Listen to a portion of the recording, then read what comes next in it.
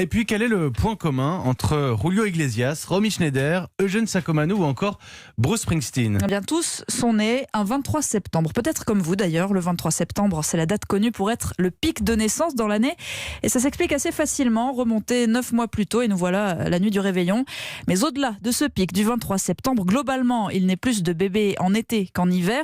En l'espace de 100 ans, Anne Le Gall, la tendance s'est totalement inversée. Oui, il y a un siècle, il y avait jusqu'à 10% de naissances supplémentaires en février-mars par rapport à l'été, tout simplement parce que les fêtes religieuses influençaient les périodes de conception. Les relations sexuelles étaient notamment découragées pendant le carême et reprenaient de plus belle après, d'où les pics en hiver et les creux en automne, 9 mois plus tard. À partir de 1945 et jusque dans les années 80, ce pic des naissances s'est déplacé vers le printemps, en raison des congés d'été plus fréquents propices au rapprochement des couples.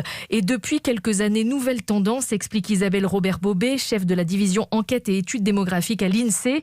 Le pic des naissances a lieu désormais en juillet. Il y a une préférence pour la belle saison, c'est l'été. Après, on n'a pas des conceptions qui sont faites d'une manière certaine. Il y a aussi des délais, mais on est plus sur une préférence des couples pour une certaine saison pour leurs enfants. L'originalité aujourd'hui, c'est donc de naître en décembre ou en février-mars, les mois creux.